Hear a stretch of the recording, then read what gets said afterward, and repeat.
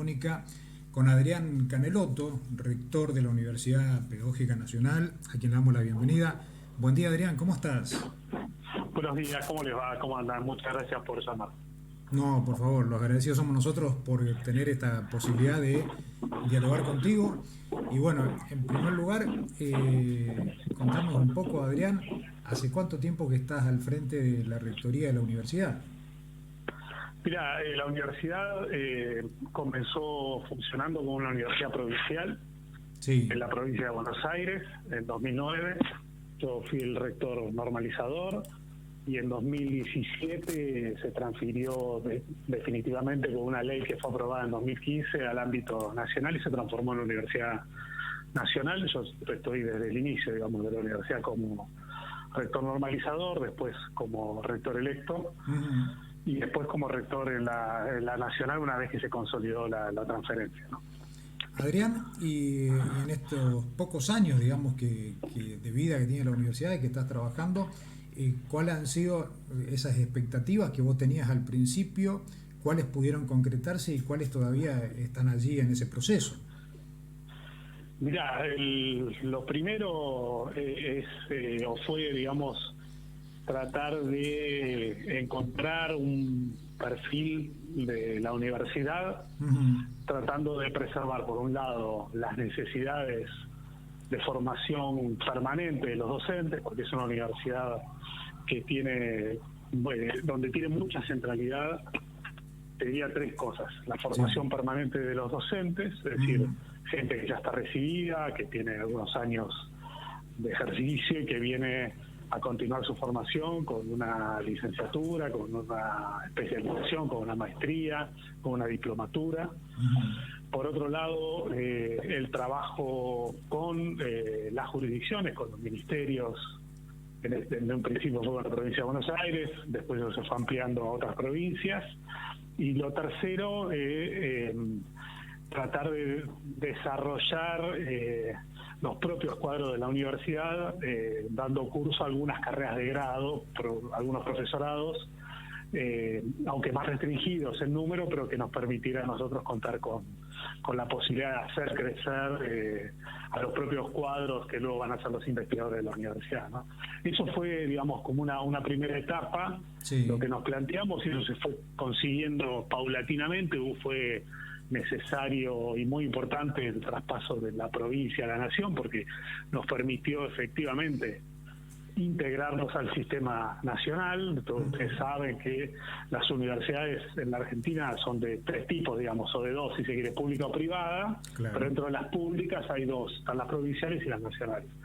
Siendo provincial, uno tiene muy recortado el horizonte de trabajo, así que el pasaje a la nacional nos permitió ir consolidando estas tres patas, que en un principio eran más un esbozo que una realidad.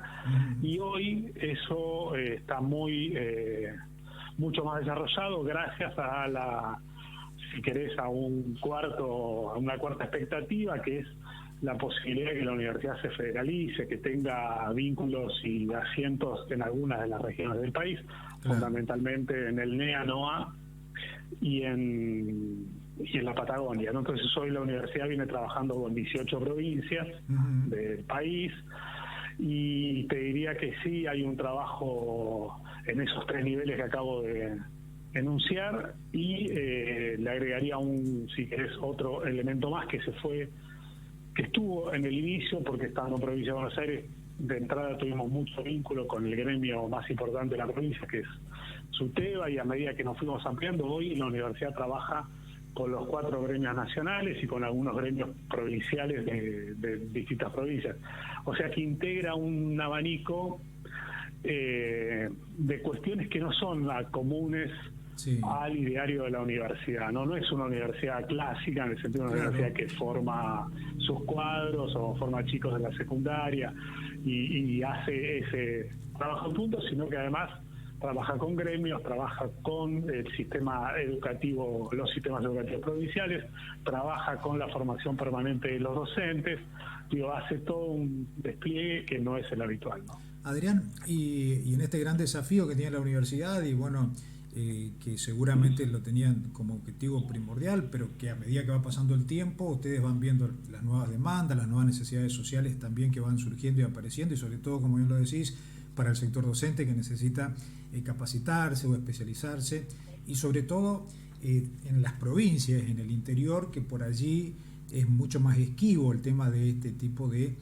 actualizaciones, y que hoy, gracias a los convenios que vos estás mencionando y esa relación que tienen con los distintos ministerios de educación de distintas provincias, están ofreciendo, están dándole la posibilidad y la oportunidad también a miles de docentes de poder canalizar tal vez aquello que quedó trunco por estos motivos. No todo queda muy lejos en el interior, y si se lo mira hacia Buenos Aires. Sí, sí, ahí, claro que sí. Hay un dato que la universidad inicialmente fue una universidad bimodal, o sea que había integrado las tecnologías, Sí. y eso también fue como paulatino, ¿no? Porque luego con la pandemia el salto tecnológico fue muchísimo más rápido, y eso nos permitió hacer esa integración más efectiva, mucho más efectiva de lo que era hasta acá, ¿no? Entonces eso nos otorga también hoy la posibilidad de contar con un gran número de carreras que pueden ser a distancia, claro, y por lo tanto poder llegar a esos territorios que, como vos decís, para muchos están muy lejos de las universidades y no pueden acceder a ellas, aunque lo quisieran. Para otros tienen que congeniar el trabajo con un estudio, y a veces eso también se les complica, y a lo mejor hicieron una trayectoria pero les quedó trunca. Entonces, bueno, es también acercar, digamos, la universidad como una universidad, digamos, especializada, porque hay que tener en cuenta eso, ¿no? En la Argentina existen 3 universidades, si uno quisiera verlas de ese modo, especializadas. Una es la Universidad Nacional de las Artes, que tiene mayormente injerencia en la provincia de Buenos Aires y en la capital federal; la Universidad Tecnológica Nacional, que está desplegada en todo el país; y la Universidad Pedagógica Nacional, ¿no? Claro. Y a partir de esos lineamientos tenemos esto. Y bueno, y en el medio, Adrián, la pandemia, ¿no?, en nuestro país, que eso también supongo que los movilizó y llevó a replantear algunas cuestiones internas dentro de la institución, y ver otras miradas u otros análisis. Sí, sí.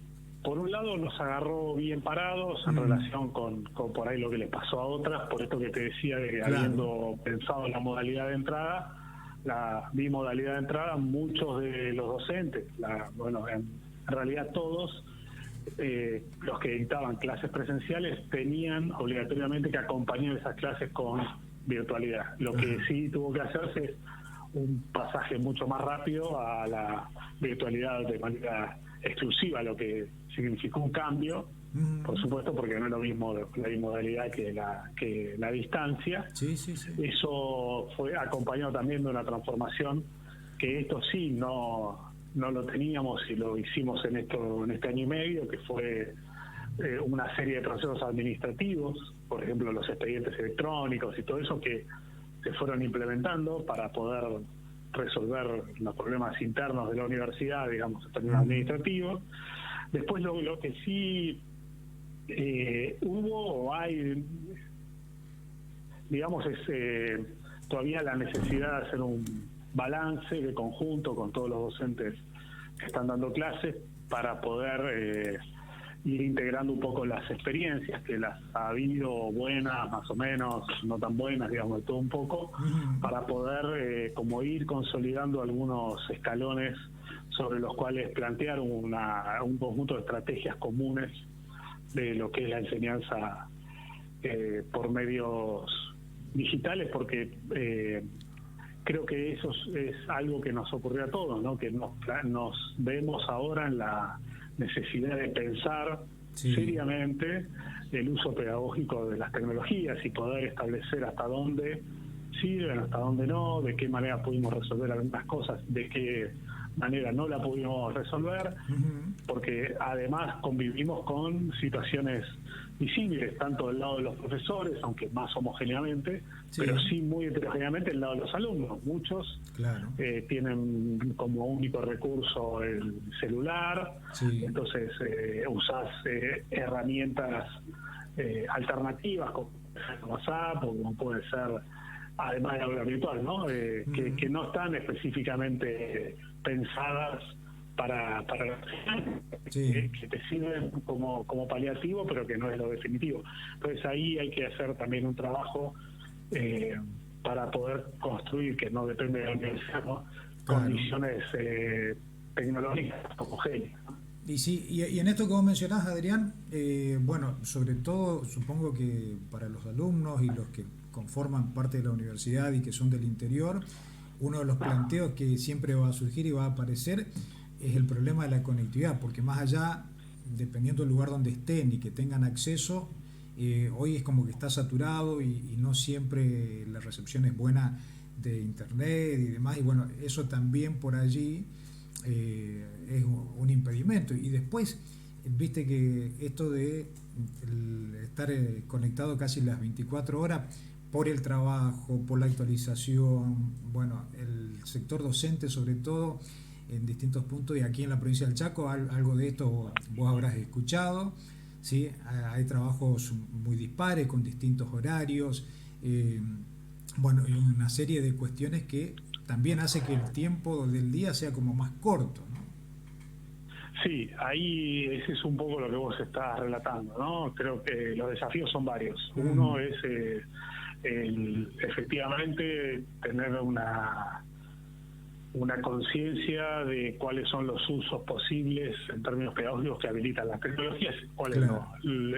Hay todo eso, es todo un tema pedagógico muy importante sobre el cual se irá avanzando en estos años y se va a ir poniendo blanco sobre negro la experiencia que tuvimos hasta acá, que fue una experiencia muy particular porque fue de emergencia, hecha un poco a los apurones, como se pudo, etcétera.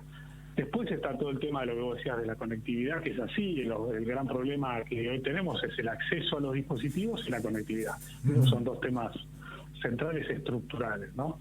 Claro. Y el otro que vos decís, que la tercer pata de esto, es el trabajo, ¿no? Bueno, cuál es, más allá de que hay una ley de teletrabajo, en definitiva hay un cambio en la modalidad, una exigencia mayor, una casi permanente estar detrás de los problemas, ¿no? Nos pasa, sea porque uno dé clases en una escuela, en un instituto, en una universidad, porque uno esté a cargo de una institución, ¿no? Uno se sienta, a mí me pasa, me siento a la mañana y por ahí son las 8 de la noche y estás todavía haciendo cosas, claro, y es como que no te desconectás. Entonces hay ahí también un trabajo para hacer en relación con, bueno, cuáles son los límites. Claro, porque todavía eso no se puede regular, Adrián, a esta altura, porque estamos en ese vaivén, ¿no? De acomodamiento constantemente.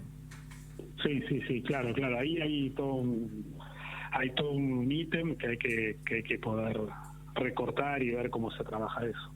Claro, porque como vos decís, tenés el trabajo que si das clase, después si sos alumnos tenés clase vos, y después tenés conectividad porque hay reuniones. Bueno, en definitiva, gran parte del día pasás conectado, por más que por ahí quieras diagramar tu calendario, a veces es difícil, ¿no? Sí, incluso una cosa que todos aprendimos, creo, por lo menos yo, dos cosas. Una es que obviamente ahora vamos a tener la posibilidad de hacer reuniones de manera virtual con gente a la que antes veíamos menos o que creíamos que solo se podía hacer de manera presencial. Claro. Eso es una ventaja porque te ahorra viajes, etcétera. Pero por otro lado también aprendimos que una reunión por Zoom no es lo mismo que una reunión presencial, que se escapan cosas, que hay cosas que no se pueden, que es más difícil ponerse de acuerdo, que te lleva más tiempo, que es más cansador, ¿no? Entonces también aprendimos eso, ¿no? Que bueno, que los que nos decían, la maravilla de las tecnologías no es tan maravilloso, y tampoco podemos estar en la situación de que no sirven para nada, creo que resuelven cosas, pero sin enamorarse de esto porque tienen muchas deficiencias. Claro, por supuesto. Adrián, días pasados participaste aquí en la provincia del Chaco de 2 jornadas importantes de capacitación e investigación en las cuales vos estuviste como expositor, y quedó, digamos, todavía, ¿sí? Hay muchos comentarios positivos acerca de tu intervención, porque tocaste temas por allí sensibles, además con la lucidez que lo hiciste, con el dinamismo y bueno, con ese grado de intelectualidad que uno por ahí quiere escuchar o desea, y quedó como esa idea particular, ¿no? ¿Cuántas cosas a uno se les escapa o no puede analizar en este tiempo, en este contexto? Y qué bueno es escuchar a alguien que por allí te da esas aristas como para poder poner como un tema de debate o en una mesa, digamos, varias cuestiones que están relacionadas con el ámbito educativo. Me alegra que me digas eso, porque uno de los problemas del Zoom es que uno, en este caso era vía YouTube, con lo cual tampoco uno ve quién está enfrente, uno habla, claro. Viste, medio te imaginás que hay gente como para no sentirse tan solo, pero no es que uno tiene un registro. Sí. No ve las caras de los otros, viste, la gente no se acerca y te dice, che, estuviste bien, mal, esto no me gustó. Te lo digo esto como un comentario positivo, Adrián, porque no siempre se consigue, primero por lo que vos mencionás, pero también es cierto que en un contexto donde a esta altura del año la mayoría está como cansado, saturado y hay otros problemas fuera de lo laboral, llevan a que cualquier temática o cualquier exposición que a veces puede estar buena sea mal interpretada o se tome a mal o no le guste el expositor, viste que quedás como expuesto, y en realidad eso no sucedió contigo, te digo. Bueno, me alegro, sí, además uno se cansa de tantas, de escuchar, ¿no? Que te manden a charlas y esto, lo otro, eso es cierto. No, nada, yo lo que intenté decir ese día son, si querés, tres cosas. Sí. Que por un lado, la pandemia nos había permitido desnaturalizar una serie de cuestiones que son, a mi manera de ver, tres, digamos, para hacerlo muy sintético. Uno es el oficio del alumno, que hay que entender que ser alumno es algo que uno construye, hay un conjunto de lógicas, de lo que uno podría decir habitualidades, ¿no? De que los alumnos tienen que aprender para ser alumnos, y no es un continuo, no es que uno lo aprendió en primer grado y se levanta cuando se postdoctoró, digamos, y es siempre lo mismo. Eso va cambiando, se va complejizando, y eso la escuela primaria lo tiene más resuelto, la secundaria lo tiene menos, la universidad muchísimo menos, y con lógicas muy distintas. No es lo mismo la educación obligatoria que la universidad, porque en la obligatoria los conocimientos giran en torno al estudiante, porque el estudiante es el que está en el centro, y en la universidad el centro tiene los conocimientos y los estudiantes tratan de girar ahí. Entonces, quiero decir, ahí la necesidad de poner en evidencia que hay un oficio que tiene que ser construido, y esa construcción siempre es institucional, no es individual, por más que los docentes todos nos creemos, cuando cerramos la puerta del aula podemos hacer magia, pero es institucional, o sea, hay un compromiso institucional atrás de eso. Claro. Lo segundo que dije tiene que ver con con el oficio de profesor, ¿no? El oficio de docente, maestro. El oficio, que básicamente es un oficio que tiene un altísimo grado de exploración, ¿no? Hay un altísimo nivel de ensayo, y no lo digo peyorativamente, todo lo contrario. Lo que digo es que es un oficio que uno no lo puede someter a una regla estricta. No hay una receta.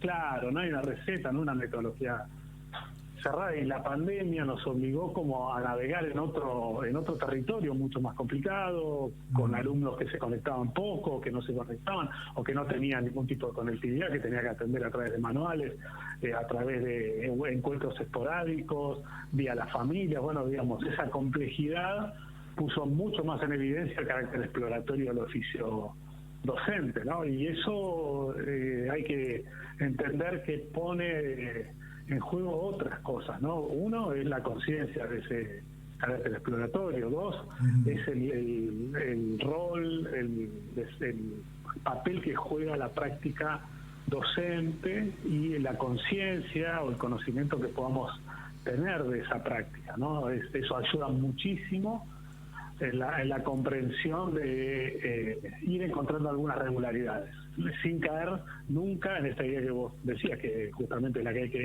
evitar, de creer que uno tiene una receta que es infalible, ¿no? Y en ese sentido, ese carácter exploratorio complejiza mucho también otro aspecto que a mí me gusta resaltar siempre, y es que yo creo que estamos en un momento de la historia en el que tenemos que pensar la docencia de otra manera.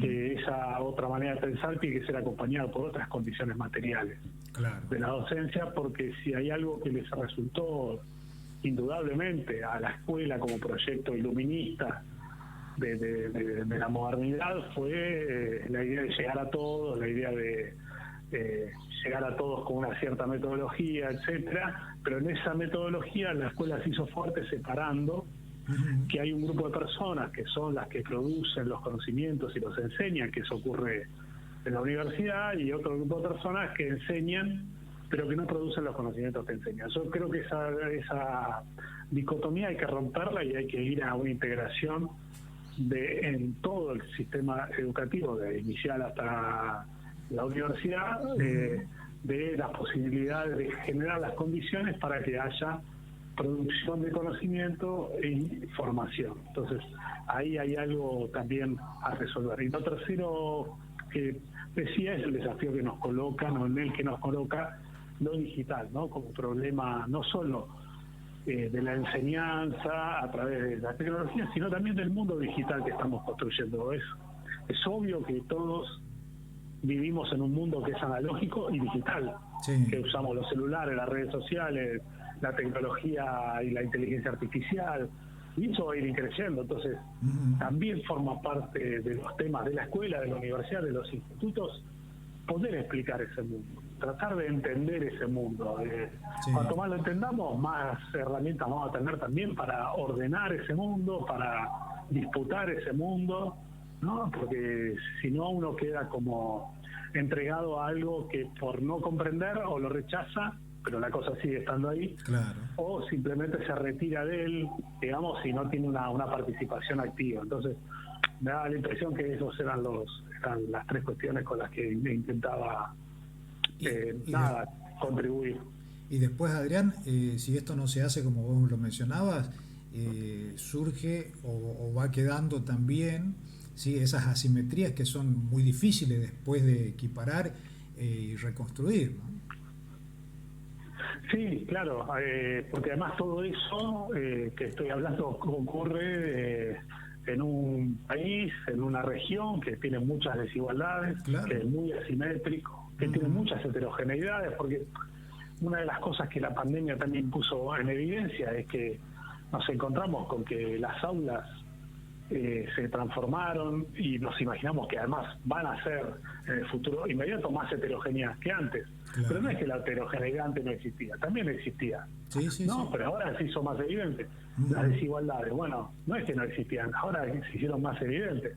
Incluso se incrementaron, y eso va a repercutir y vamos a tener que resolver esos temas en las aulas, ¿no? Entonces hay toda una serie de cosas que venían siendo como naturalizadas, con las que veníamos lidiando en algunos sentidos bien, en otros hasta con piloto automático, y hoy nos encontramos con que necesitamos repensarlo, ¿no? Y eso creo que con todo lo malo que tiene la pandemia, tiene a favor esa posibilidad de ofrecernos una chance para salir de ciertos lugares comunes e imaginar que tenemos que resolver algo que ya estaba, pero que ahora se hizo más evidente, que tenemos que imaginar y que tenemos que crear condiciones, herramientas, estrategias para resolver eso. Y Adrián, desde tu lugar y bueno, con tus años de experiencia y trabajando también en educación, ¿no te parece, o cómo lo analizás o lo ves vos, la cuestión? O sea, viste que siempre se habla de los modelos o los tipos de gobiernos, de gestión, la política y obviamente la economía no puede dejar de lado, porque la economía también es una limitante en determinadas cuestiones, pero ahora, ¿cómo habría que trabajar o coordinar esas dos patas, o si lo querés llamar de alguna forma, con la educación, como para poder acompañar en esta construcción que necesitamos tener, como voy a decir, para equiparar esas desigualdades también que existen en todos los ámbitos? Sí, yo creo que desde el lado de lo educativo, yo creo que vamos a enfrentar algunos problemas que son claves. Uno, el primero y el más urgente, si se quiere, el más complejo, es el de aquellos que abandonaron, que por distintos motivos la pandemia los expulsó, digamos, sí, o los empujó fuera de la escuela, o fuera de la universidad o fuera del instituto. Creo que ahí hay un desafío enorme que requiere mucha cintura, mucha capacidad y también requiere recursos estatales para Claro. a darse un trabajo que no se va a resolver de la noche a la mañana, que va a llevar tiempo. Ese para mí es un elemento central. Lo segundo, creo que hay un trabajo muy importante a hacer en las aulas y en las instituciones, tratando de acompañar de la mejor manera que se pueda desde las instituciones y desde las aulas, con estrategias y nuevas para poder enfrentar esta heterogeneidad, esta diversidad con la que nos vamos a encontrar en las aulas, por los recorridos, por los modos en que pudieron hacer los recorridos durante este año y medio, 2 años, que finalmente van a ser 2 años, los estudiantes, ¿no? Entonces ahí va a haber otro enorme desafío, que yo tiendo a pensar que la solución de eso es institucional. O sea, es un desafío que tiene que pensarse a nivel escuela, sí. Y esto no quiere decir que la responsabilidad es solamente de la escuela, no estoy diciendo eso, claro, no, porque no. hay una corresponsabilidad de los gobiernos, de los supervisores, digamos, de todo el mecanismo, pero que hay que pensarlo a nivel escuela, ¿no? Comunidad. Y incluso ahí, por supuesto, esto que decía de lo digital, yo creo que ahí hay 2 elementos que para mí son centrales. Después hay elementos más estructurales, sí, que tienen que ver con que la Argentina tiene que encontrar un estilo de desarrollo bien definido, que nos permita tener cierta previsibilidad respecto de para dónde va a ir el país, cuáles son los sectores que van a ser motores de la economía, donde vamos a necesitar gente que se especialice, sí, y que nos haga salir de una economía centralmente parada en 2 patas, que es la producción primaria y la financiarización. Hay que salir de ese esquema porque no necesitamos una economía, claro, es un círculo vicioso, para el mercado. Claro, necesitamos un mercado interno que se ensanche, para que haya trabajo y consumo, y la posibilidad de exportar, ¿no? Porque son, no sé, la posibilidad de conseguir las divisas que la Argentina quiere. Entonces me parece que ahí hay algo de lo que la educación no tiene nada que ver, digamos. Las señales tienen que venir de otro lado, porque también, sí, la desigualdad y la pobreza y la indigencia se combaten con puestos de trabajo. Si no, uno cree que la educación tiene que hacer el trabajo de la economía. Yo no creo eso, ¿no? Creo que la educación hace un trabajo que es importante, pero no, claro, puede resolver. O sea, te otorga herramientas la educación, pero no te permite cambiar una estructura de tipo económico o una decisión política. Claro, y además hacer caer sobre los hombros de la educación, que es un poco lo que la derecha siempre agita, ¿no? Decir, bueno, todo se resuelve con la educación, y la verdad es que no. No, porque está demostrado trabajo, que no. Inversión, claro, estas otras cosas, ¿no? Y en ese camino y ese proceso, Adrián, aparentemente, más allá de la pandemia, la situación que estamos viviendo hoy, es lo que se está queriendo realizar, ¿no? Con la integración ahora de las provincias del NOA, aquí del NEA, buscando también cada una solucionar esos problemas o esas asimetrías que hablábamos anteriormente, y buscar alternativas. Y en esas alternativas, bueno, me parece que es importante que universidades como en la cual vos estás estén trabajando de forma conjunta con los gobiernos para ver también, bueno, qué se necesita para potenciar las economías regionales, que obviamente no va a depender de ustedes un plan económico o político, pero sí herramientas necesarias como para poder paliar esa situación o esos proyectos. Sí, yo creo que es así. Para mí las economías regionales en un esquema federal como el de la Argentina son vitales, digamos, centrales, en un sistema que está además muy dominado por una mirada muy porteñocéntrica, ¿no? Que no ayuda en nada, digamos, a pensar la complejidad de este país. En línea con lo que vos estás diciendo, nosotros el aporte que vamos a hacer, más allá de lo pedagógico, sí, pensando ahora, si querés, en una cuestión un poco más abstracta, yo creo que hay 2 cosas. Una cosa es el Estado y otra cosa es el gobierno. Sí. Las acciones de gobierno son necesarias, son indispensables, sobre todo en una situación como la pandemia, y creo que las estamos viendo. En el caso del gobierno de Chaco son más que evidentes, sí, pero lo que nosotros podemos contribuir además es a la construcción de lo estatal, o sea, de algo que tiene que ver con el mediano y largo plazo.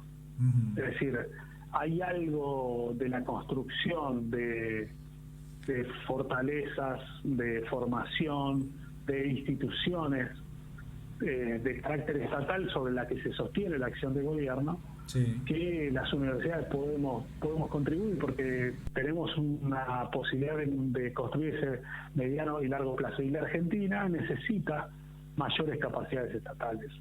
Es un país que por la misma estructura, incluso por las acentuaciones que han hecho algunas políticas de tipo neoliberal, tiende a concentrar mucho la acción de gobierno y poco la acción estatal. Y la acción estatal es determinante para poder esto, ¿no? Que algo que se vio en la pandemia, que es sí, un país que tiene, y la Argentina es uno, ¿no? Que tiene una inversión sostenida, más allá de los baches que tuvo con el neoliberalismo, en investigación, sí, en ciencia y tecnología, está mucho mejor parado que un país que no lo tiene. Que no tiene una tradición en formación, que no tiene una investigación, una tradición en ciencia y tecnología. Ahí son elementos centrales en donde el largo plazo, el mediano plazo, el Estado, en ese sentido, digamos, la institucionalidad juega un rol determinante. Y creo que en otros ámbitos es así, entonces hay que tratar de incrementar esas capacidades, ¿no? claro. Y Adrián, también entendiendo que en todas las áreas de este siglo XXI vos necesitas constantemente estar actualizado, no solo en educación, sino en todo, bueno, pero la educación la atraviesa, digamos, a todas las demás áreas, si lo querés llamar de alguna forma también. Eh, la política me parece que también pasa medio por allí, digo, ¿no? ¿Qué orientación debería tener desde lo educacional, si es que lo querés denominar de esta forma? No, yo lo que creo es que yo tengo una mirada positiva sobre el rumbo del país, en el sentido de que creo que hay que ir por el lado de lo que hablamos recién, de una producción, de un proceso de industrialización, de un mercado interno, de la posibilidad de incrementar las exportaciones, de incluir la tecnología en todo este proceso, de construir.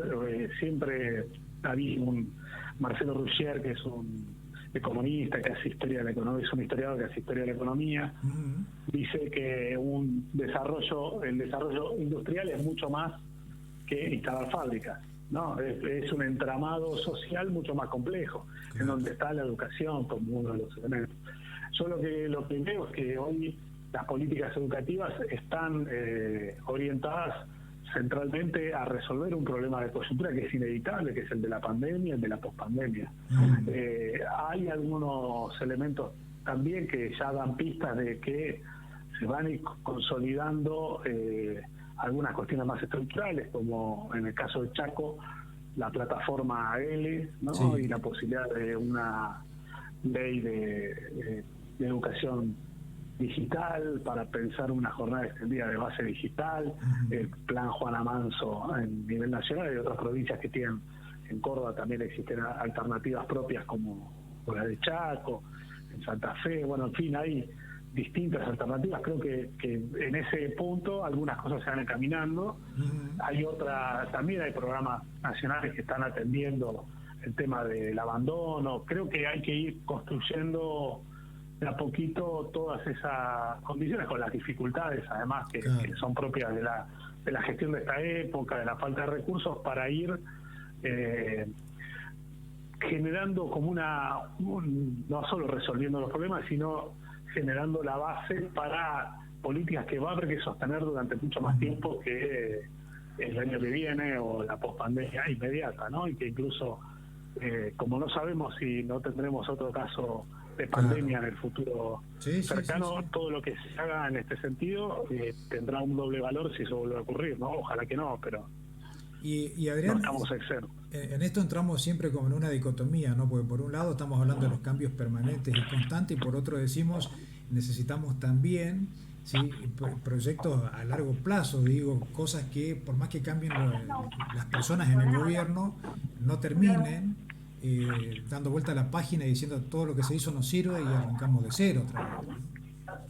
Sí, claro, ahí sí, es un poco lo que hablamos antes del Estado, ¿no? De construir esas capacidades que también nos obliguen a mantener cierto rumbo. Claro. Pero bueno, lo cierto es que la Argentina tiene que poder frenar el péndulo destructivo, ¿no? De ir de un lado para otro, sin poder encontrar algunas cosas en común sobre la cual asentar. Ahí yo creo que la posibilidad de armar algunas estrategias de diálogo social, como de hecho se está haciendo con el Consejo Económico y Social, que podría ser alguna suerte de diálogo o espacio post-pandemia para pensar la reconstrucción de la Argentina, sobre todo si uno piensa que el escenario a nivel mundial que está quedando es parecido al de una posguerra, ¿no? Entonces ahí yo creo en esas instancias, ¿no? En esa instancia donde uno pueda concertar con otros, incluso con los que no son del palo, o los que piensan diferente, algunas reglas de juego sostenibles en el tiempo, ¿no? La verdad que sí. Bueno, Adrián, no te quiero robar más tiempo porque sé que estás ocupado, tenés muchas cosas y te has hecho un lugarcito para charlar con nosotros, por lo cual te agradezco enormemente por tu amabilidad, tu predisposición.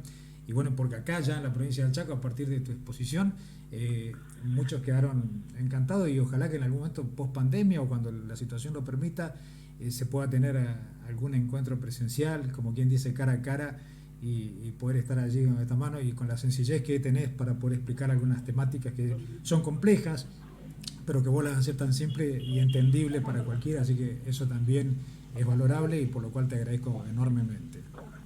No, yo soy agradecido a ustedes, a vos que me haya dado esta posibilidad para llegar ahí a que gente de Chaco, de la zona donde están ustedes también me escuche. Yo, por supuesto, que cuando vuelva a la presencialidad, encantado de la vida, de estar de manera presencial, y por supuesto podés contar conmigo, con la universidad, pueden contar, digamos, en general, con nosotros para lo que necesiten.